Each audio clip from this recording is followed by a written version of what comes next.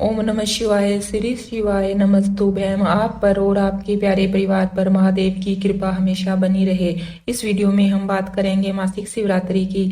मासिक शिवरात्रि बहुत ही पवित्र दिन होता है। भक्त जन इसका बेसब्री से इंतजार करते हैं, क्योंकि इस दिन किए गए उपाय, पाठ, पूजा, अर्चना, दान, पुण्य का कई लाख गुना फल प्राप्त होता है। अगर कोई आपकी मनोकामना है वह पूर्ण नहीं हो रही है, काफी दिनों से कोई आपका काम अटका हुआ है वह पूरा नहीं हो रहा, धन संबंधी कोई परेशानी है, किसी ने आपका धन ले रखा है वह वापस नहीं दे रहा, या और कोई भी आपकी मनोकामना है घर की सुख शांति को लेकर, बच्चों को लेकर, या अपने स्वास्थ्य को लेकर, अगर मासिक शिवरात्रि पर भोले बाबा की पूजा अर्चना और कुछ उपाय किए जाए तो वह शीघ्र ही फलदायी होते हैं। आज इस वीडियो में बात करते हैं पहले उपाय की। इस उपाय को आप अपने किसी भी प्रकार की दुख समस्या के लिए कर सकते हैं। भले आपके जीवन में दुख परेशानी हो, धन की समस्या हो, रोग हो, बीमारी हो, किसी भी बीमारी परेशानी के लिए आप इस उपाय को कर सकते हैं। इस उपाय के लिए आपको चाहिए सिर्फ 2 बेल पत्र और 1 लोटा जल। इन दोनों चीजों को लेकर आपको किसी भी मासिक शिवरात्रि के दिन सुबह सुबह भगवान शिव मंदिर में पहुंचना है। अगर यह शिव मंदिर बहुत प्राचीन है तो यह बहुत ही शुभ रहेगा, नहीं तो आपके आसपास, घर के आसपास भी कोई मंदिर है आप वहां पहुंच जाइए। आपको भगवान शिव के पास आकर बैठ जाना है। याद रखिए कि यह जल आप उपाय के लिए लाए हैं, ना कि आपको सीधा जाकर भगवान शिव जी पर चढ़ा देना है। आपको भगवान शिव जी के पास बैठकर दोनों बेलपत्र को निकाल लेना है। इसमें से पहली बेलपत्री को आपको शिव भगवान की जलाधारी पर समर्पित करना है। जब आप बेलपत्र जलाधारी पर समर्पित कर रहे हो उस समय ध्यान रखिए कि जो बेलपत्री आप जलाधारी पर समर्पित करेंगे वह जलाधारी के आखिरी भाग में, मतलब जहां से जल गिरता है उस तरफ को आप समर्पित करना है। जो बेलपत्री की डंडी का मुख होगा वह आपको जलाधारी की तरफ, जहां से जल बहकर नीचे गिरता है उस तरफ रखना है, और बीच वाली पत्ती का मुख शिव जी की तरफ आपको रखना है।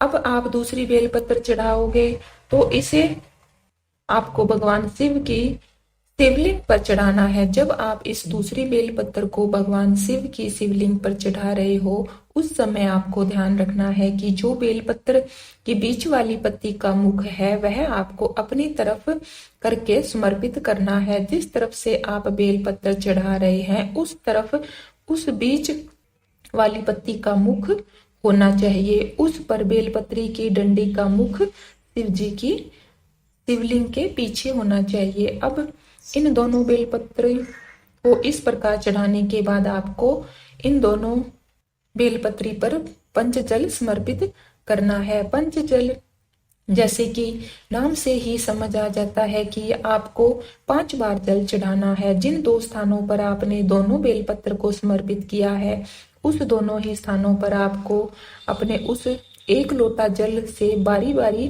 5 बार थोड़ा थोड़ा जल समर्पित करना है। पहले आपको जलाधारी के ऊपर उस बेलपत्र के ऊपर 5 बार थोड़ा थोड़ा जल समर्पित कर देना है। उसके बाद भगवान शिव की शिवलिंग के ऊपर 5 बार थोड़ा थोड़ा जल समर्पित कर देना है। जैसे ही आप पंच जल इन स्थानों पर समर्पित कर देते हैं उसके बाद आपको भगवान शिव जी से अपने मन की कामना बोलनी है। जो भी आपको दुख दर्द है भोले बाबा को बताना है। जो भी आपकी मनोकामना है जो पूरी नहीं हो रही और आप चाहते हो कि वह शीघ्र ही पूरी हो, यह सब बातें आपको भोले बाबा से बतानी है। जिस काम के लिए आप यह उपाय कर रहे हैं वह काम आप शिव जी को बोलना है।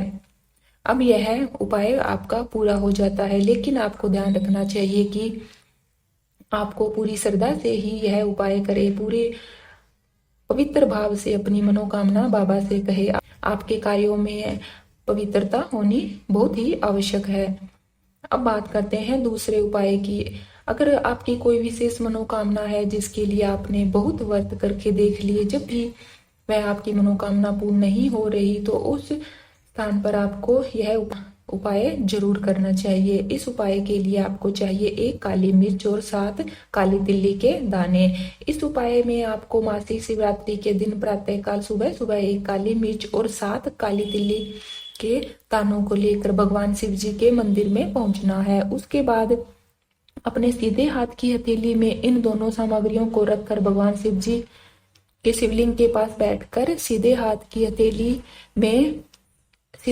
हथेली से भगवान शिव जी के ऊपर समर्पित कर देना है।